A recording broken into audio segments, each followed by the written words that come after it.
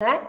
E, na realidade, vejam só como é que acontece a questão da maternidade, né? Eu vou fazer uma linha do tempo aqui com vocês, vejam se faz sentido, se aconteceu assim, talvez com uns ou outros, alguma coisa foi diferente nessa jornada, mas, no geral, é dessa forma que ela acontece, né? Nós nascemos ali, meninas, falando da mulher, da maternidade, o homem, da mesma forma, né, também nasceu, nos tornamos menina, depois nós fomos cuidar, né, crescemos e nos tornamos mulher nessa jornada, depois nós fomos cuidar da nossa carreira, fomos estudar, fomos nos preparar, nos capacitar, nos profissionalizar, de repente nós casamos, né, estamos adultas, de fato, e vamos constituir a nossa família e finalmente nos tornamos mães. Normalmente, essa é a jornada. Só que quando nós nos tornamos mãe, nós vamos nos deparar com tudo isso aqui, com a família,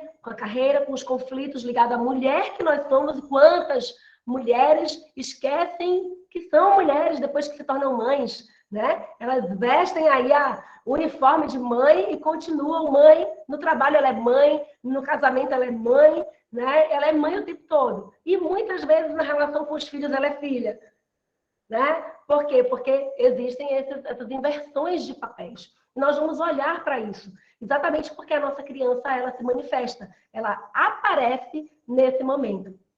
Só que nós aprendemos, né, a olhar para tudo isso, mas não entendemos que isso tudo começa aqui, na nossa infância, que isso tudo vem da nossa infância.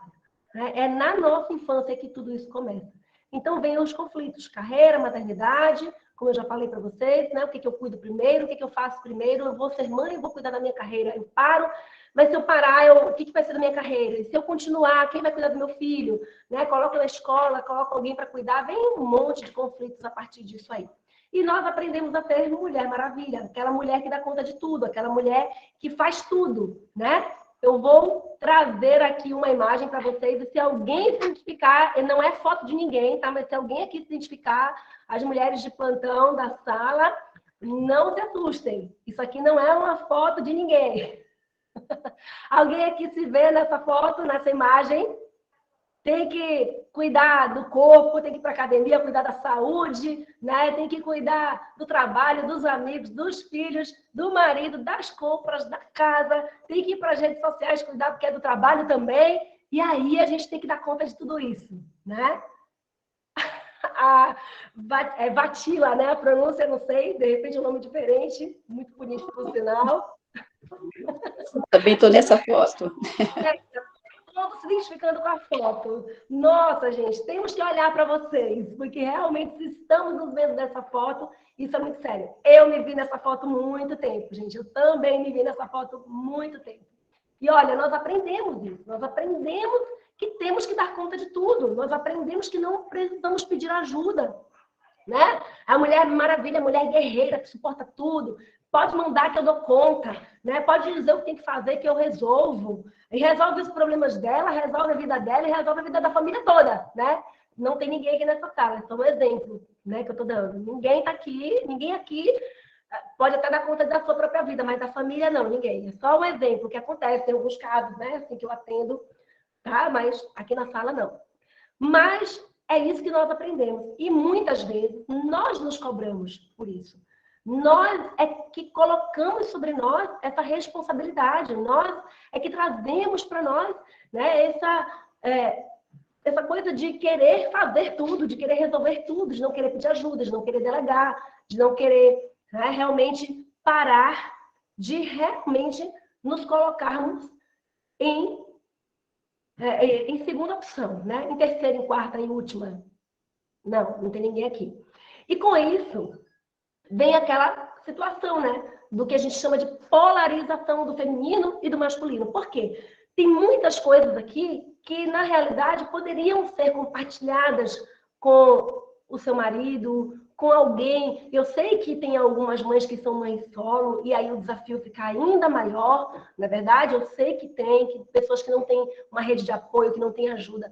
Mas, acreditem, quando nós assumimos tudo isso, quando nós nos colocamos nessa posição de querer dar conta de tudo, de querer resolver tudo, de não pedir ajuda, de não realmente não se permitir, né, ser vulnerável, ser frágil em algum momento, nós entramos muito na energia masculina, na energia do masculino. E vem aí uma polarização muito grande do masculino e do feminino. E olha só o que acontece. Nós, mulheres, inclusive, aprendemos que se queremos ser fortes, ser reconhecidas no trabalho, e a gente botar um terninho, já vão olhar para a gente com outros olhos, né?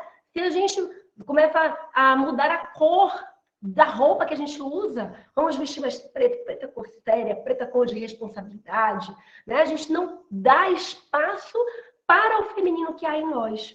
E quando nós não damos esse espaço, muitas vezes essa questão, né, dessa polarização vai influenciar também na vida em família, na forma como nós educamos os nossos filhos. Porque o pai, ele começa, olha os pais chegando aí, pais, os pais da sala, que talvez estavam se sentindo assim meio esquecidos. Quantos pais não tenham medo de falar aqui, tá? Os pais que eu sei que estão em minoria, mas não tenham medo de falar. Muitas vezes, nós, mulheres, não deixamos os homens e os pais serem pais, porque nós queremos fazer tudo, nós queremos resolver tudo dentro da casa, dentro das necessidades da casa. E nós entramos tanto nessa energia que o homem, ele perde o espaço dele dentro da casa. E muitas vezes ele acaba se tornando mais um filho. Quantas vezes eu já atendi aqui mulheres que diziam, eu tenho 3 filhos, 2 pequenos e 1 grande. Aqui não tem ninguém que tem marido que é filho. Não tem. São só os exemplos, gente, das famílias, algumas que eu atendo, tá? Só são os exemplos, tá bom? Mas o fato é que nós, mulheres, entramos nessa energia e levamos tudo isso para a nossa família. E o pai, ele tem um papel, a mãe tem outro papel. E nós entramos no conflito de qual é o papel do pai, qual é o papel da mãe, quem faz o quê, quem cuida de quê, quem resolve o quê. E a gente vai ali, carregando aquele peso todo da foto anterior, né? Carregando aquela sobrecarga. E isso interfere no ambiente onde os nossos filhos estão sendo criados. Isso interfere nas pessoas da nossa família, nos nossos filhos, na nossa relação com eles, na nossa relação com o nosso marido. E daqui a pouco os filhos nem sabem mais. Tá, meu pai faz o quê? A minha mãe faz o quê? Quem faz o quê? Quem manda aqui nesse negócio? Né? Quem é que administra isso aqui? Quem é que cuida de mim? Quem é que resolve sobre isso ou sobre aquilo?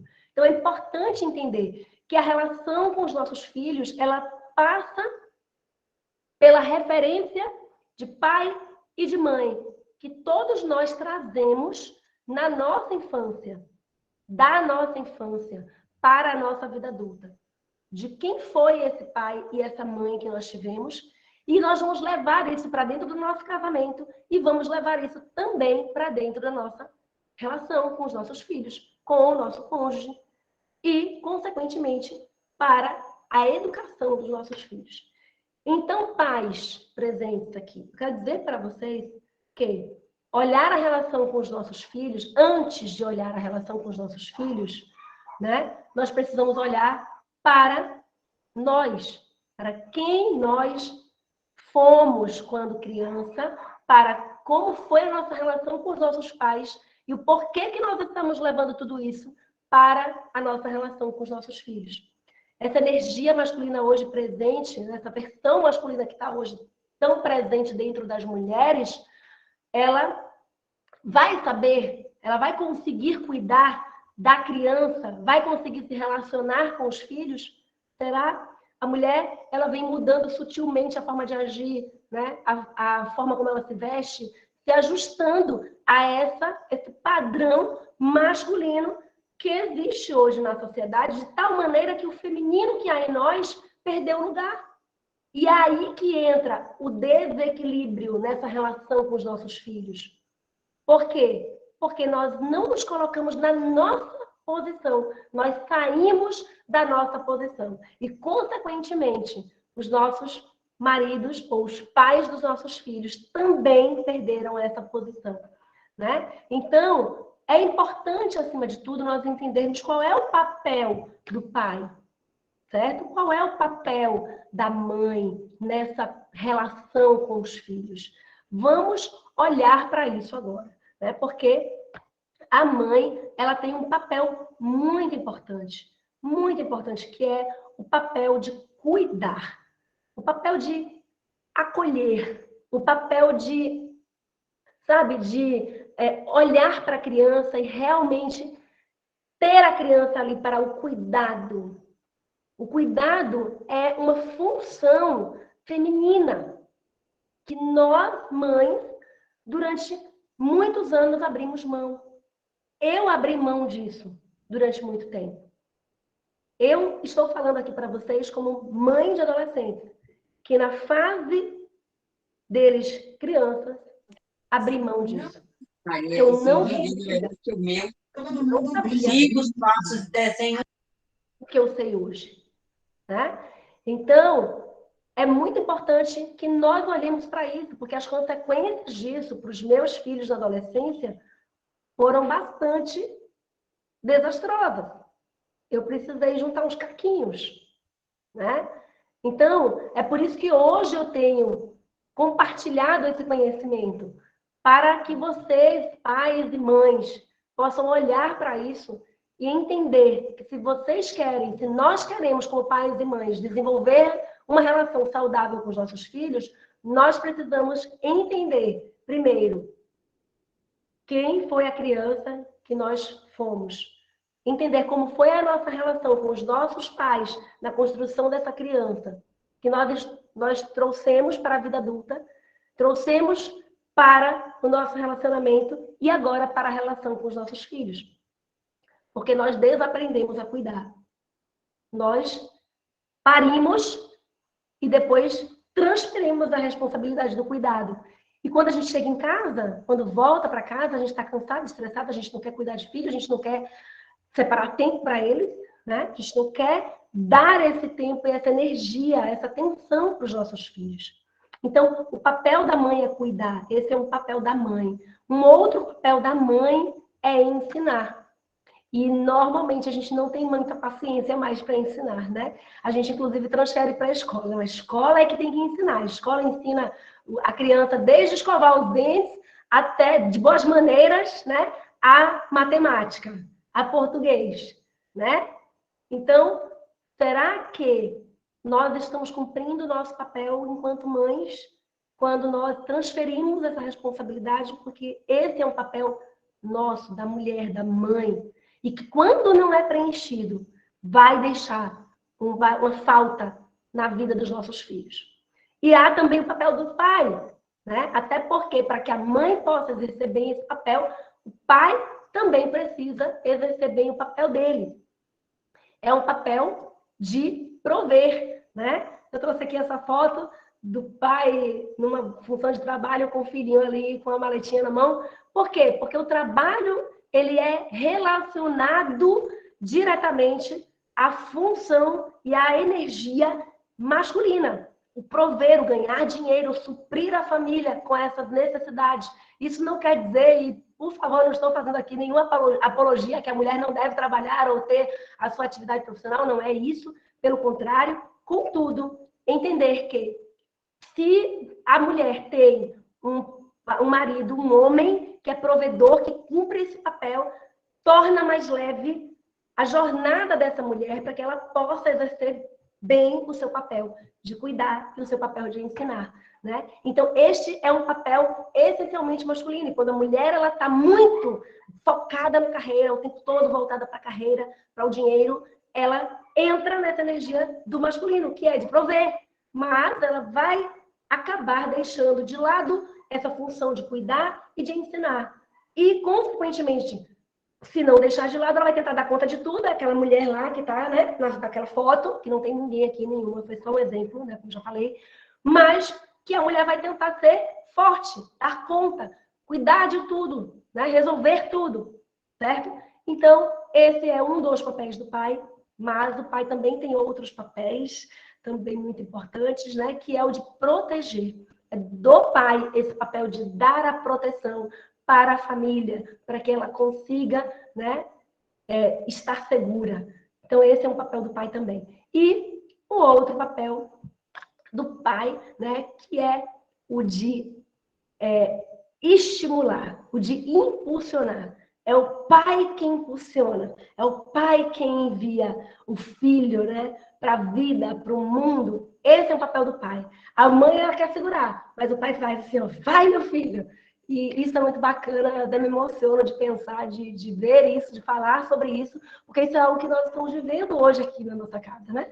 A mãe, ela quer... A mãe, ela tem aquela coisa da síndrome do ninho vazio, né? Eu tô com os filhos já entrando na adolescência e a gente já está começando a entrar nessa função do impulsionar para a vida, né? Mas isso não começa agora, isso começa lá atrás. Só que quando nós, mulheres, não conseguimos dar conta desse papel de cuidar, ou tentamos fazer tudo, a gente não consegue fazer tudo bem. A gente não adianta, gente. A gente pode, e eu digo para vocês aqui hoje, que se um dia disseram para vocês que vocês tinham que ser fortes e dar conta de tudo, eu quero dizer para vocês, hoje vocês podem se permitir não ser forte o tempo todo e não ter que dar conta de tudo o tempo todo.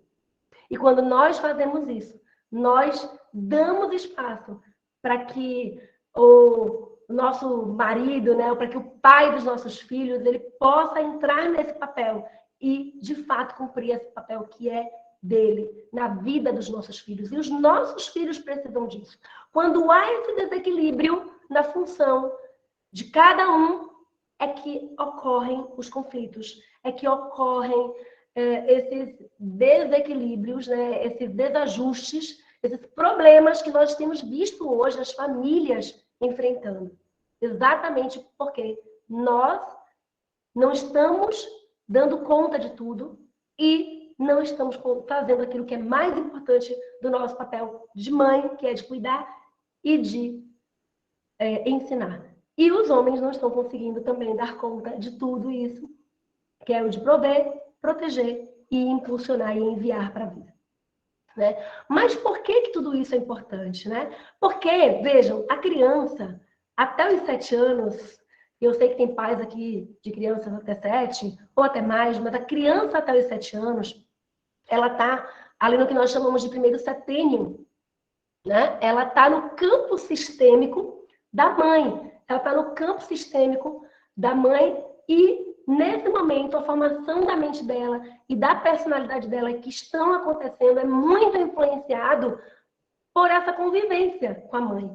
E a mãe é que ensina para essa criança como é o amor, como é um relacionamento, como é que eu me relaciono com o mundo. É nesse período que ocorre, que acontece uma simbiose entre a mãe e o filho. Tudo que ela sente, ela passa para o filho como se fosse uma energia que é transferida de uma pessoa para outra. Né? Então, quando a mãe está correndo o tempo todo nessa posição de mulher forte, de mulher guerreira, de mulher maravilha, acaba que ela está agitada, ela está tensa, ela está nervosa, está estressada. Então, ela vai transferir essa energia também para a criança. A criança vai ficar agitada, ela vai ficar nervosa, ela vai ficar desobediente, ela vai ficar com birra, ela vai ficar irritada. Então, se a mãe não consegue ter tempo de estar com a criança cumprindo esse papel, vai faltar. Se o pai não consegue também cumprir o papel dele, também vai faltar. A criança ela vai registrar tudo isso como um trauma e ela vai levar esse padrão também para o resto da vida dela. Então, eu quero que vocês entendam que nós estamos aqui num bate-papo e olhando para tudo isso com amor. Né? Não estou aqui para julgar, muito pelo contrário, estou aqui para olharmos com amor para tudo isso, para que a gente comece a refletir a respeito disso, porque houve um momento da minha vida que eu também precisei parar tudo e olhar de frente, olhar para essa realidade da minha família, né? Olhar para a minha família e entender o que estava acontecendo com a minha família, por que eu não estava conseguindo, né? Que o resultado dos meus filhos chegando na adolescência não era aquilo que eu esperava. Não que os meus filhos tivessem dado trabalho ou se envolvido com coisas que preocupam muitas vezes os pais, coisas normais mesmo, mas por que aquilo tudo acontecia? Por que era um comportamento rebelde? Não era só a adolescência, né? Quando nós paramos para olhar para isso, nós estamos olhando para nós e para essas dores. Então, é importante que nós olhemos para nós e para essas dores e sem julgamento. Por quê? Por que isso é importante? Porque criar um filho, educar um filho, se relacionar com ele, construir uma relação saudável, é como se você estivesse plantando uma plantinha, sabe? Você não vai ver o resultado disso hoje, você não vai ver o resultado disso amanhã, você pode até nem ver no ano que vem, talvez nem nos próximos 5 anos você vai ver. Mas é algo que você só vai ver no futuro. Você só vai enxergar o resultado disso tudo no futuro. Então, é preciso cuidar com amor, é preciso cuidar com atenção, com dedicação. Como uma plantinha, para que ela possa crescer, né? Eu preciso fornecer o que para ela? Eu preciso fornecer água, sol, ela precisa de uma terra boa, bem adubada. Não é verdade? Como é que eu vou dar isso a essa plantinha se dentro de mim, se aqui eu não tenho? Como é que eu vou dar para os meus filhos amor, compreensão, paciência, construir com eles uma relação saudável se eu não tenho uma relação saudável comigo mesmo, se eu não tenho uma relação saudável com a minha criança? Para que eu consiga estabelecer uma relação saudável com os meus filhos, eu preciso olhar para essas dores que estão dentro de mim. Eu preciso cuidar de mim. Nós precisamos cuidar de nós primeiro e dessas dores e curá-las. Curar essas dores vai nos permitir olhar para o futuro de uma outra forma, com esperança, com expectativa, com amor, sem julgamento, com cuidado, com ensino, com proteção, com impulso, né? Por quê? Porque nós precisamos disso para nos tornarmos seres humanos adultos saudáveis. Porque, do contrário, se nós não olharmos para isso, nós vamos ver o quê? O que tem acontecido hoje, as consequências? Crianças, né, com depressão, crianças com medo, crianças lidando com situações que antes eram presentes somente na vida adulta, né? Crianças com medo, com depressão, crianças com TDA, TDAH, nunca se viu tanta criança com TDA, com TDAH. E, de novo, não estou aqui discutindo o diagnóstico, estou apenas dizendo que todas essas questões são reflexos do ambiente, do meio, das pessoas e dos adultos, principalmente com os quais essas crianças convivem. Certo? O que mais que nós temos como consequência? Obesidade infantil, né? Isso também é uma consequência dessa relação doentia que nós estamos tendo com os nossos filhos. Criança com birra, criança desobediente, né? Alguns pais mencionaram aqui, crianças que não querem contato com o mundo, que só estão ali querendo viver no mundo delas, ali na tecnologia, nos chats online, nos contatos virtuais, que não querem mais se relacionar, nem mesmo com sua família internamente. Não é verdade? Então, esse aqui é um ponto que nós precisamos olhar. De onde vem tudo isso? Por que isso acontece? Por que isso é tão comum hoje? As escolas que o digam, né, senhora Graça, que tem, eu não sei há quantos anos vocês trabalham com educação infantil, mas se já tem muito tempo, vocês devem perceber o volume como tem aumentado os casos de crianças com esses sintomas, não é mesmo? Com certeza. Então, nós precisamos olhar para isso, nós precisamos realmente olhar para nós, porque os nossos filhos são um reflexo de nós, de quem nós somos. Nós somos espelho para os nossos filhos.